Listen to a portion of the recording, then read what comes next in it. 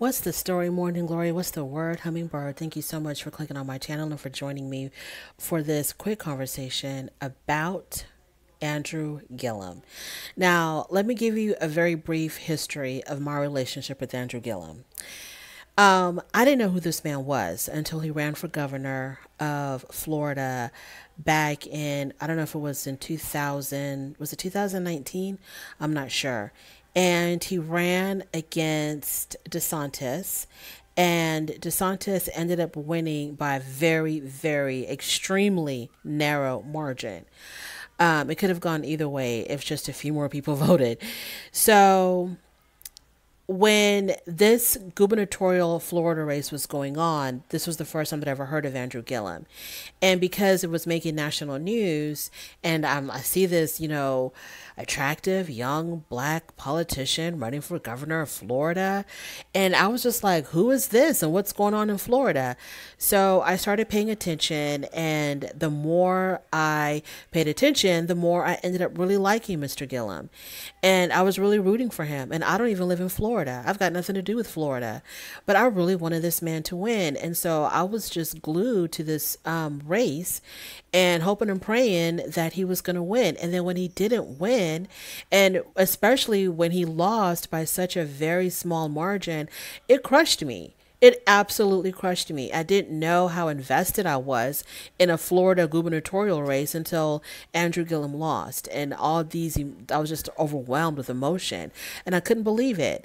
And I was so angry that not enough Floridians voted for this man. And so, but I still kept hope alive because I thought this guy was like a breakout star in politics. And I thought that he was really going to go somewhere.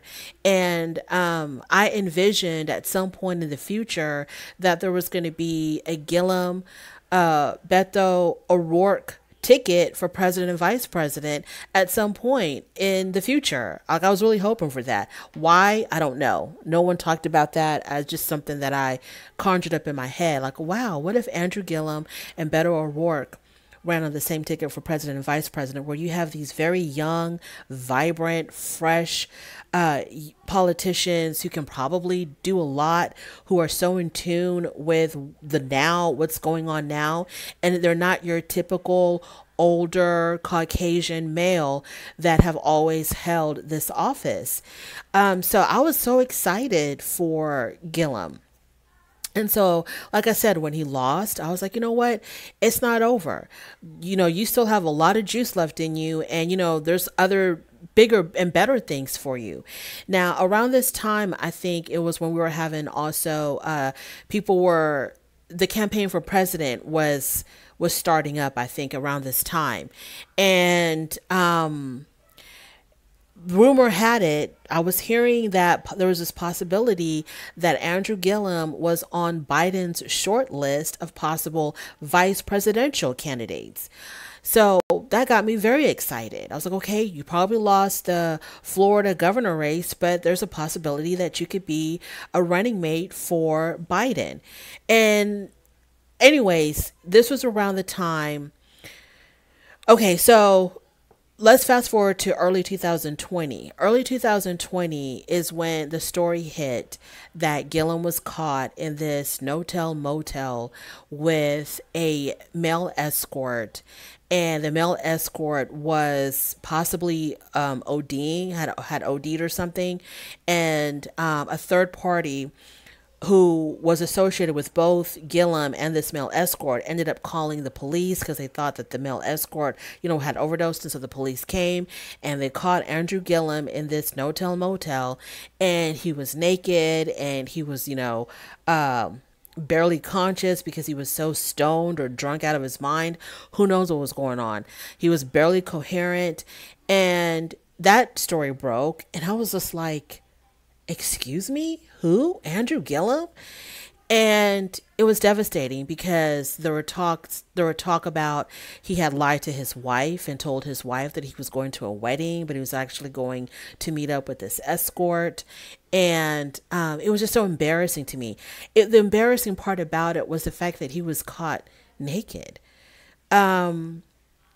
The part about having the male escort or having the escort period, believe it or not, that's not really what like gripped me, because I was like, a lot of these people in high position, this is what they do, they pay for company. That really I wasn't focused on that. I was focused on the fact that he was caught naked. And I think there were also pictures of this dingy, dirty motel room that were circulating around the internet.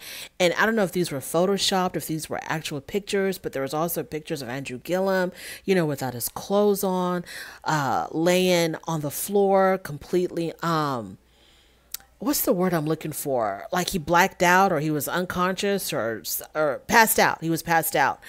So that was what really I thought was embarrassing, that these pictures were circulating of him, possibly, I don't know if these were real or not, but he was definitely caught naked. The police, when they arrived, he was definitely naked. So I was like, this is crazy. Like, what is happening? So then he disappeared. Like we didn't hear from him for a while. And then he does this interview with his wife by his side, with Tamara Hall, and he talks about the scandal. I think he talked about it like briefly. I don't think he really went into great detail about it. But he said that he identifies now as bisexual, and his wife was going to stay by his side. And I thought maybe he was doing this interview because he planned on going back into politics, going back into public life again. I thought that's why, because if you want to go back into politics and you're thinking about running for whatever position, you're going to have to address your past. You're going to have to address these scandals. You can't act like they didn't happen. So I'm thinking that's why he's doing this interview, because he plans on getting back into the political game. Then he still kind of disappeared. Like we really didn't see much of him anymore. Well, I guess he was busy trying to fight off these impending charges, because now he is being charged with conspiracy and 19 counts of fraud over how he raised and used funds when he was mayor of Tallahassee and a candidate for governor. He's also charged with making false statements to the FBI. He had already pleaded not guilty in a court appearance on Wednesday. Mr. Gillum, dressed in a navy suit with a dark tie and face mask, was cuffed around his wrists and ankles with a chain around his waist. Now that's even more embarrassing than being caught in the no-tell motel without any clothes on. Can you imagine someone who was destined for greatness? Probably, I think he was the youngest mayor of Tallahassee. I think so. Maybe not. I'm not sure. But he was one of the youngest mayors of Tallahassee. Almost won the Florida gubernatorial race, considered possibly as a running mate for President Biden. This man was headed for greatness. So he gets caught in a no-tell motel with an escort, naked, passed out. Now he is appearing in court facing federal charges of conspiracy and fraud, with basically shackles. Okay? Let's just call it what it is. Basically shackles. And it says here that inside the courtroom were some of his friends and a gaggle of news reporters. He left the courthouse after his release and gave no comment to the cameras. I'm just like, oh my goodness. Now, the meat of this story is, let's see here what they said. It was just so devastating. It was absolutely, okay, here it is. The charges appear to stem from a federal investigation into Tallahassee City Hall that began in 2015.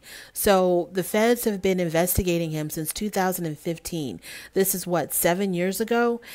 The charges appear to stem from a federal investigation into Tallahassee City Hall that began in 2015 and involved undercover FBI agents posing as developers.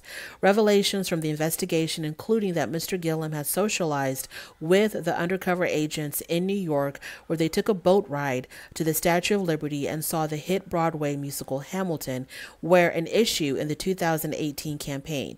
Mr. DeSantis, a Republican, said at the time that Mr. Gillum cannot be trusted to run the state. So he's accused of accepting money under fraudulent reasons and using the money for personal use, basically stealing from people.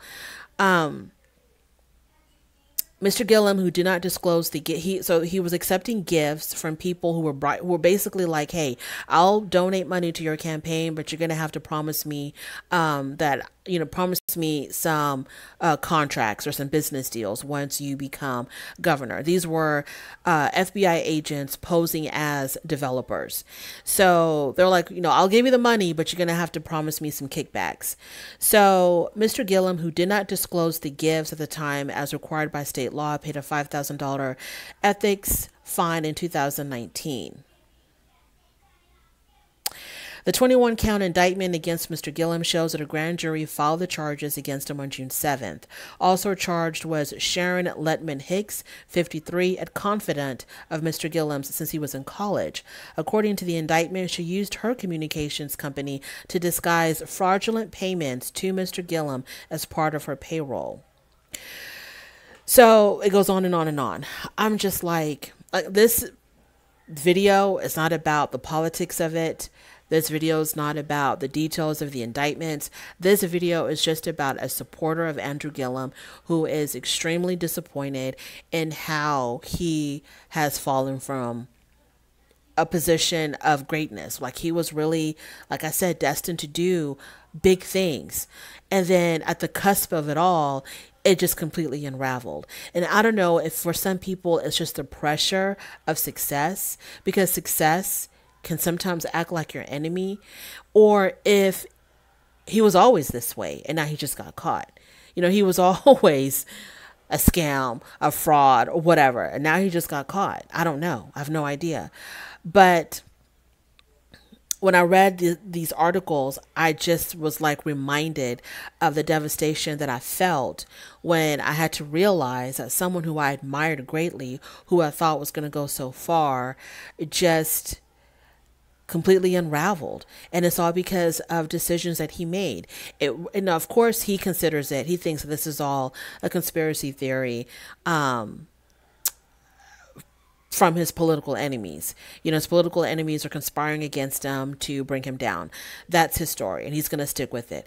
But I see it as, you just made some really dumb decisions, Andrew. Some really stupid decisions. Obviously, you were fighting some kind of demons, and the demons won. And it's just sad, because it's so hard. Most of us live very average lives. No one will ever know our name. We'll never go down in history. We just clock in and clock out, take a couple of vacations, once or twice a year, spend time with our family, whatever. But there are some people who work so hard to achieve such high goals, and they actually make it. And it's admirable, and it's motivating, and it's inspirational. And then when they get there to the very top, they make dumb decisions, and then it all falls down. And it's just really, really sad. And so to me, Andrew Gillum was like a superstar. He was like a damn superstar to me, and I had so much hope for him. And I just feel so disappointed that it had to come to this, where he's found or passed out on the floor of some dingy motel. Now he's in a courtroom where he's got handcuffs and chains around his wrists, his waist, and his ankles like a common criminal. So it is what it is. I'm very disappointed, and I don't think there's any coming back. And I don't think that I can have like any more hope for his big comeback. I think this is the end. This is the end of the line. I just have to let it go. I just have to get over my disappointment and just, keep it pushing. And good luck to Mr. Gillum and all of that. Thank you so much for joining me on your way out. If you like this content, subscribe. If you don't worry about it. Also, don't forget to rate the video, and I'll definitely talk to you later.